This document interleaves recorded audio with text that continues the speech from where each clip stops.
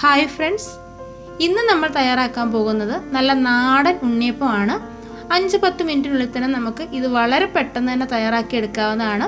അപ്പോൾ എല്ലാവരും video skip ചെയ്യാതെ കാണുക. വീഡിയോ ഇഷ്ടമാവുകയാണെങ്കിൽ ലൈക്ക് ചെയ്യാനും ഷെയർ ചെയ്യാനും കമൻറ്റ് ചെയ്യാനും ചാനൽ സബ്സ്ക്രൈബ് ചെയ്തൊന്ന് സപ്പോർട്ട് ചെയ്യാനും മറക്കരുത്. അപ്പോൾ നമുക്ക് വീഡിയോയിലേക്ക് പോകാം. നമുക്ക് ആദ്യം തന്നെ ഉണ്ണിയപ്പത്തിന് മധുരത്തിന് ആവശ്യമായ ശർക്കരപ്പാനി തയ്യാറാക്കാം. അതിനുവേണ്ടി ഞാൻ എടുത്തിട്ടുള്ളത് ഒരു 150 ഗ്രാം ശർക്കരയാണ് എടുത്തിട്ടുള്ളത്. അപ്പം ഞാൻ അതൊരു പാനിലേക്ക് ഇട്ട് കൊടുക്കുന്നുണ്ട്. ഇനി ഇതിലേക്ക് 1/2 കപ്പ് വെള്ളം കൂടി ഒഴിച്ചു കൊടുക്കുന്നുണ്ട്. നമ്മൾ ഒരുപാട് വെള്ളം നമ്മൾ ഒഴിച്ചു കൊടുക്കരുത് കേട്ടോ. വളരെ കുറച്ച് വെള്ളം ഒഴിച്ചു കൊടുത്ത് വേണം നമ്മളിത് ശർക്കരപ്പാനിയാക്കി എടുക്കാൻ. അപ്പോൾ അതാണ്ട് വെള്ളമൊക്കെ ഒന്ന് ചെറുതായിട്ടൊന്ന് തിളച്ച് വരുന്നുണ്ട്. ഇത് ഒരു നൂൽപ്പരുവൊന്നും ആകേണ്ട ആവശ്യമില്ല. നമ്മുടെ ശർക്കരയൊക്കെ ഒന്ന് അലിഞ്ഞു കിട്ടിയാൽ മാത്രം മതി. ഞാൻ എടുത്തിട്ടുള്ളത് നല്ല കറുത്ത ശർക്കരയാണ്. അപ്പോൾ നമ്മുടെ ശർക്കരപ്പാനിയൊക്കെ ഇവിടെ റെഡി ആയിട്ടുണ്ട്. ഇനി നമുക്കൊന്ന് അരിച്ചെടുക്കണം. ഇതിനകത്ത് എന്തെങ്കിലും അഴുക്കൊക്കെ ഉണ്ടെങ്കിലൊന്ന് മാറ്റാനായിട്ട്. എന്നിട്ട് നമുക്കൊരു സൈഡിലോട്ടൊന്ന് മാറ്റി വെക്കാം. ഇനി ഞാനിവിടെ എടുത്തിട്ടുള്ളത് 2 കപ്പ് പച്ചരിയാണ്. ഈ 2 കപ്പ് പച്ചരി നല്ല രീതിയിൽ കഴുകിയ ശേഷം ഞാൻ ഒരു 4-5 മണിക്കൂർ ഒന്ന് കുതിരാനായിട്ട് വെച്ചിട്ടുള്ളതായിരുന്നു.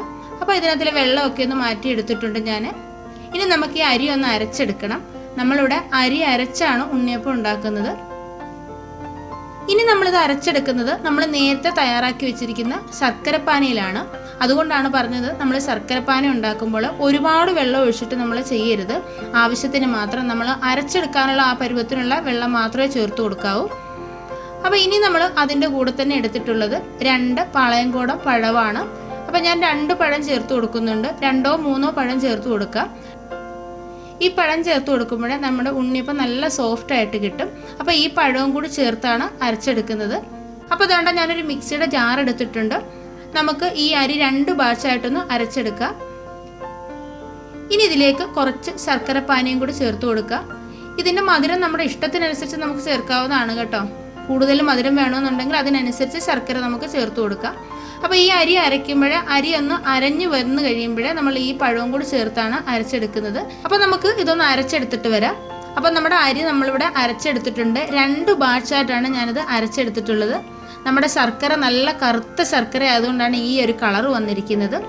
പിന്നെ അരി അരയ്ക്കുമ്പോൾ നമ്മൾ പ്രത്യേകം ശ്രദ്ധിക്കേണ്ടത്, അരി നമുക്ക് ഫൈനായിട്ട് അരച്ചെടുക്കേണ്ട ആവശ്യമില്ല. ചെറിയ ചെറിയ തരികൾ കിടക്കണം. റവയുടെ വലുപ്പത്തിലുള്ള ചെറിയ ചെറിയ തരികൾ കിടക്കണം. എങ്കിൽ മാത്രമേ നമ്മുടെ ഉണ്ണിയപ്പത്തിൻ്റെ ടെക്സ്ചർ നമുക്ക് കറക്റ്റായിട്ട് കിട്ടത്തുള്ളൂ. അപ്പോൾ ഇനി നമുക്ക് ഉണ്ണിയപ്പത്തിന് ആവശ്യമായ തേങ്ങാക്കൊത്ത് വറുത്തെടുക്കണം. അതിനുവേണ്ടി ഞാൻ 1.5 ടീസ്പൂൺ നെയ്യ് ഒരു പാനിലേക്ക് ഒഴിച്ചു കൊടുക്കുന്നുണ്ട്. നെയ്യ് ഒന്ന് നന്നായിട്ട് ചൂടായിട്ട് വരുമ്പോൾ നമുക്ക് ചെറുതായിട്ട് കട്ട് ചെയ്ത് വെച്ചിരിക്കുന്ന തേങ്ങാക്കൊത്ത് ഇട്ട് കൊടുക്കുക. ഈ തേങ്ങ ഇതുപോലല്ല, നമുക്ക് ചിരകി വേണമെങ്കിലും ചേർത്ത് കൊടുക്കാം കേട്ടോ. അതൊക്കെ അവരവരുടെ ഇഷ്ടമാണ്. അപ്പോൾ നമ്മൾ തേങ്ങ ഇട്ട് കൊടുത്ത ശേഷം മീഡിയം ഫ്ലെയിമിൽ വെച്ച് ആദ്യം നമുക്കൊന്ന് വറുത്തെടുക്കാവുന്നതാണ്. പിന്നെ നമ്മുടെ ഈ തേങ്ങയുടെ കളറൊക്കെ ഒന്ന് മാറി വരുമ്പോൾ ലോ ഫ്ലെയിമിലോട്ട് മാറ്റണം. എന്നിട്ട് ഇതൊന്ന് വറുത്തെടുക്കണം. ഇപ്പോൾ നമ്മുടെ തേങ്ങയുടെ കളറൊക്കെ മാറി നല്ല കറക്റ്റ് പരുവമായിട്ട് വന്നിട്ടുണ്ട്. ഇനി നമുക്ക് സ്റ്റൗ ഓഫ് ചെയ്തിട്ട് ഇതൊന്ന് മാറ്റി വെക്കാം. ഇനി നമ്മൾ എടുത്തു വെച്ചിരിക്കുന്ന മാവിലേക്ക് ചെറിയ ചൂടോടുകൂടി നമ്മൾ വറുത്തെടുത്ത തേങ്ങാക്കൊത്ത് ചേർത്ത് കൊടുക്കുന്നുണ്ട്. അതിൻ്റെ കൂടെ തന്നെ നമ്മൾ ചേർത്ത് കൊടുക്കുന്നത് കുറച്ച് എള്ളാണ്. 1 ടീസ്പൂൺ എള്ള് ചേർത്ത് കൊടുക്കുന്നുണ്ട്. അതിൻ്റെ കൂടെ തന്നെ 1/2 ടീസ്പൂൺ ചെറിയ ജീരകം കൂടി ചേർത്ത് കൊടുക്കുന്നുണ്ട്. അപ്പോൾ ചെറിയ ജീരകം ഓപ്ഷണലാണ്. ചില സ്ഥലങ്ങളിലൊക്കെ ചെറിയ ജീരകം ചേർക്കാറുണ്ട്, ചില സ്ഥലങ്ങളിൽ എള്ള് മാത്രമേ ചേർക്കാറുള്ളൂ. അതൊക്കെ നമ്മുടെ ഇഷ്ടത്തിനനുസരിച്ച് ചേർത്ത് കൊടുക്കുക. ഇനി നമുക്ക് ചേർക്കേണ്ടത് ഇതിലേക്ക് 3 ടീസ്പൂൺ മൈദമാവാണ് ഞാൻ ചേർത്ത് കൊടുക്കുന്നത്. ഈ മൈദമാവിന് പകരം നമുക്ക് ഗോതമ്പ് പൊടി വേണമെങ്കിലും ചേർത്ത് കൊടുക്കാവുന്നതാണ്. അപ്പോൾ ഇതുകൂടി ചേർത്ത് കൊടുക്കുമ്പോൾ നല്ല സോഫ്റ്റായിട്ട് തന്നെ കിട്ടും നമ്മുടെ ഉണ്ണിയപ്പം. അപ്പോൾ ഇനി ഇതെല്ലാം കൂടി നല്ല രീതിയിലൊന്ന് യോജിപ്പിച്ചെടുക്കുക. കട്ടയൊന്നും ഇല്ലാത്ത രീതിയിൽ നല്ല രീതിയിലൊന്ന് യോജിപ്പിച്ചെടുക്കണം. അപ്പോൾ അതാണ് നമ്മൾ മൈദപ്പൊടി ചേർത്ത് കൊടുത്തപ്പോൾ നമ്മുടെ ഈ മാവ് കുറച്ചുകൂടി ഒന്ന് തിക്കായിട്ട് വന്നിട്ടുണ്ട്. അപ്പോൾ നമ്മൾ എടുത്തതിൽ നിന്നും കുറച്ച് ശർക്കരപ്പാനി ബാക്കി വന്നിട്ടുണ്ട്. ഞാൻ അതിൽ നിന്നും കുറച്ചുകൂടി ഇതിലേക്ക് ഒഴിച്ചു കൊടുക്കുന്നുണ്ട്. ഇനി ഒന്നുകൂടി നല്ല രീതിയിലൊന്ന് ഇളക്കി ചേർത്തെടുക്കാം. ഇനി നമ്മളിതിലേക്ക് ചേർത്ത് കൊടുക്കുന്നത് ഏലക്കാപ്പൊടിയാണ്. ഞാൻ പഞ്ചസാരയും ഏലക്കയും കൂടി ചേർത്ത് പൊടിച്ചിട്ടുള്ളതാണ്. അപ്പോൾ അതുകൂടി ചേർത്ത് കൊടുക്കുന്നുണ്ട്. നല്ല രീതിയിലൊന്ന് ഇളക്കി ചേർത്ത് നമ്മുടെ ഈ ഏലക്കാപ്പൊടിയൊക്കെ എല്ലാ ഭാഗത്തും ആകുന്ന രീതിയിൽ ഒന്നുകൂടി ഒന്ന് ഇളക്കി ചേർത്തെടുക്കണം. ഇനി നമ്മൾ ഇതിലേക്ക് ലാസ്റ്റ് ചേർത്ത് കൊടുക്കുന്നത് ബേക്കിംഗ് സോഡയാണ്. ഞാനൊരു 1/4 ടീസ്പൂൺ ബേക്കിംഗ് സോഡ എടുത്തിട്ടുണ്ട്. അപ്പോൾ അത് ഞാനൊരു സ്പൂണിലേക്ക് ഇട്ട് കൊടുത്തിട്ട് അതിലേക്ക് 1 സ്പൂണ് വെള്ളം കൂടി ചേർത്ത് കൊടുത്തിട്ട് ഒന്ന് മിക്സ് ചെയ്തിട്ട് ചേർത്ത് കൊടുക്കുന്നുണ്ട്. അപ്പം എങ്ങും കട്ട പിടിക്കാതെ കിടന്നോളൂ. അപ്പോൾ ഈ ബേക്കിംഗ് സോഡ നമ്മൾ ലാസ്റ്റ് മാത്രമേ ചേർത്ത് കൊടുക്കാവൂ. അപ്പോൾ ഇനി ഈ ബേക്കിംഗ് സോഡയും കൂടെ ചേർത്ത് നല്ല രീതിയിലൊന്ന് ഇളക്കി ചേർത്ത് കൊടുത്തിട്ട് നമുക്ക് ഉണ്ണിയപ്പം ഉണ്ടാക്കാനായിട്ട് തുടങ്ങാം. ഇത് നമുക്ക് റെസ്റ്റ് ചെയ്യാൻ വെക്കേണ്ട ആവശ്യമൊന്നുമില്ല. വളരെ പെട്ടെന്ന് തന്നെ 5-10 മിനിറ്റിനുള്ളിൽ തന്നെ തയ്യാറാക്കി എടുക്കാൻ പറ്റുന്ന നല്ലൊരു ഉണ്ണിയപ്പമാണ്. അപ്പോൾ എല്ലാവരും ഇതൊന്ന് ട്രൈ ചെയ്ത് നോക്കണം. ഉണ്ണിയപ്പച്ചട്ടി അടുപ്പത്ത് വെച്ച് കൊടുത്തിട്ട് അതിലേക്ക് എണ്ണ ഒഴിച്ചു കൊടുത്തിട്ടുണ്ട്.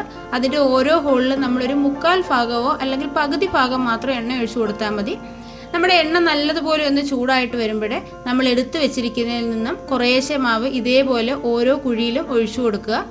നമ്മളിത് നിറച്ചൊഴിച്ചു കൊടുക്കരുത്. കുഴിയുടെ ഒരു പകുതി ഭാഗം വരെ നമ്മൾ മാവ് ഒഴിച്ചു കൊടുക്കാവൂ. ഇനി ഇത് തവി കൊണ്ട് കോരി ഒഴിക്കുന്നതിൽ ബുദ്ധിമുട്ട് എന്തെങ്കിലും ഉണ്ടെന്നുണ്ടെങ്കിൽ ഒരു ചെറിയ ഗ്ലാസ്സിലോട്ട് നമ്മൾ മാവ് കുറച്ച് മാറ്റിയിട്ട് ഓരോ കുഴിയിലായിട്ട് ഒഴിച്ചു കൊടുക്കാവുന്നതാണ്. അപ്പോൾ പെട്ടെന്ന് തന്നെ നമുക്ക് ഒഴിച്ചു കൊടുക്കുകയും ചെയ്യാം. അപ്പോൾ ദാണ്ട് നമ്മൾ എല്ലാ കുഴിയിലും നമ്മൾ മാവൊന്ന് ഒഴിച്ചു കൊടുത്തിട്ടുണ്ട്. ഇനി ഇത് ചെറുതായിട്ടൊന്ന് കുക്കായിട്ട് വരുമ്പോൾ നമ്മൾ ഒന്ന് തിരിച്ചിട്ട് കൊടുക്കണം. ഒരു വശം നല്ലതുപോലെ മൂക്കാനായിട്ട് നോക്കി നിൽക്കണ്ട. ചെറുതായിട്ടൊന്ന് വെന്ത് വരുന്നെന്ന് തോന്നുമ്പോൾ തന്നെ ഇതേപോലെ ഒന്ന് തിരിച്ചിട്ട് കൊടുത്താൽ മതി. ഒരു സ്പൂൺ ഉപയോഗിച്ചുകൊണ്ട് ഇതുപോലെ ഒന്ന് ചെയ്ത് കൊടുത്താൽ മാത്രം മതി. ഞാൻ വളരെ ചെറിയ ഉണ്ണിയപ്പമാണ് ഉണ്ടാക്കിയെടുക്കുന്നത്. ഈ ഉണ്ണിയപ്പച്ചട്ടിയുടെ കുഴി വളരെ ചെറുതാണ്. നമുക്ക് സാധാരണ ഉണ്ണിയപ്പമൊക്കെ ഉണ്ടാക്കാനായിട്ട് നല്ലത് വിറകടുപ്പ് തന്നെയാണ്. അപ്പോൾ ഈ തീയുടെ ചൂട് ചട്ടിയുടെ എല്ലാ ഭാഗത്തും ഒരേപോലെ തന്നെ കിട്ടും. നമ്മൾ ഈ ഗ്യാസ് സ്റ്റൗവിൽ വെച്ചത് കൊണ്ട് തന്നെ ആ നടുക്ക് ഭാഗം മാത്രം ശരിക്ക് ചൂട് കിട്ടുകയും സൈഡിലൊന്നും നല്ലതുപോലെ ചൂട് കിട്ടാതെയും വരുന്നുണ്ട്. അപ്പോൾ ഇത് കാണുമ്പോൾ തന്നെ നമുക്ക് മനസ്സിലാകും. അപ്പോൾ ഈ നടുക്ക് കിടക്കുന്നതൊക്കെ നല്ലതുപോലെ ഒന്ന് മൂത്ത് വരുമ്പോൾ നമുക്ക് അത് മാറ്റിയിട്ട് ഈ സൈഡിൽ കിടക്കുന്ന എല്ലാം സെൻറ്ററിലോട്ട് മാറ്റിയിട്ടാൽ മതി. അപ്പോൾ പെട്ടെന്ന് തന്നെ നമുക്ക് കുക്ക് ചെയ്തെടുക്കാം. അപ്പോൾ നമ്മുടെ ഉണ്ണിയപ്പമൊക്കെ ഇവിടെ റെഡി ആയിട്ട് വന്നിട്ടുണ്ട്. ഞാൻ ഓരോന്നായിട്ട് എടുത്ത് മാറ്റുകയാണ്. അപ്പോൾ ഇതേപോലെ നമുക്ക് ബാക്കിയുള്ളതും തിരിച്ചു മറിച്ചു ഇട്ടിട്ട് നല്ലതുപോലെ ഒന്ന് കുക്ക് ചെയ്തെടുക്കാം. ഫസ്റ്റ് ബാച്ച് ഉണ്ണിയപ്പമൊക്കെ നമ്മൾ ചെയ്തെടുത്തിട്ടുണ്ട്. ഇനി ഞാനിതിലേക്ക് മാവ് കോരി ഒഴിക്കുന്നത് ഒരു ചെറിയ ഗ്ലാസ്സിലേക്ക് മാവ് ഇതുപോലെ മാറ്റിയ ശേഷമാണ്. ഇതാ കണ്ടില്ലേ, ഇത് നമുക്ക് ഇങ്ങനെ ചെയ്യാമെങ്കിൽ പെട്ടെന്ന് തന്നെ നമുക്ക് ഓരോ കുഴിയിലും മാവ് ഒഴിച്ചു കൊടുക്കാവുന്നതാണ്. ഇത് നമ്മൾ നേരത്തെ ചെയ്തതുപോലെ തന്നെ ചെറുതായിട്ടൊന്ന് മൂത്ത് വരുമ്പോഴൊന്ന് തിരിച്ചിട്ട് കൊടുത്തിട്ട് 2 സൈഡും തിരിച്ചു മറിച്ചു ഇട്ടിട്ട് ഒന്ന് മൂപ്പിച്ചെടുക്കുക. അപ്പോൾ ഇതേ രീതിയിൽ തന്നെ നമുക്ക് ബാക്കിയുള്ള ഉണ്ണിയപ്പം കൂടി വളരെ പെട്ടെന്ന് തന്നെ ഒന്ന് ചെയ്തെടുക്കുക. അപ്പോൾ അതാ കണ്ടില്ലേ, നമ്മുടെ വിഷു സ്പെഷ്യൽ ഉണ്ണിയപ്പം ഇവിടെ റെഡി ആയിട്ടുണ്ട്. ഒരു പാത്രം നിറയെ നല്ല സോഫ്റ്റ് ഉണ്ണിയപ്പമാണ് നമ്മൾ ഉണ്ടാക്കിയെടുത്തിട്ടുള്ളത്. ഇതിനകമൊക്കെ നല്ല രീതിയിൽ തന്നെ കിട്ടിയിട്ടുണ്ട്. നമ്മുടെ ആ അരി അരയ്ക്കുന്നത് ചെറിയ തരികളോടുകൂടി അരച്ചെങ്കിൽ മാത്രമേ നമുക്ക് ഈ ഒരു ടെക്സ്ചർ കിട്ടത്തുള്ളൂ കേട്ടോ. അപ്പോൾ ഇന്നത്തെ വീഡിയോ എല്ലാവർക്കും ഇഷ്ടമായെന്ന് വിചാരിക്കുന്നു. വീഡിയോ ഇഷ്ടമായിട്ടുണ്ടെങ്കിൽ ലൈക്ക് ചെയ്യാനും ഷെയർ ചെയ്യാനും കമൻറ്റ് ചെയ്യാനും ചാനൽ സബ്സ്ക്രൈബ് ചെയ്തൊന്ന് സപ്പോർട്ട് ചെയ്യാനും മറക്കരുത്. അപ്പോൾ നമുക്ക് അടുത്തൊരു വീഡിയോയുമായിട്ട് വളരെ പെട്ടെന്ന് തന്നെ കാണാം. അതുവരേക്കും ബൈ. Thank you.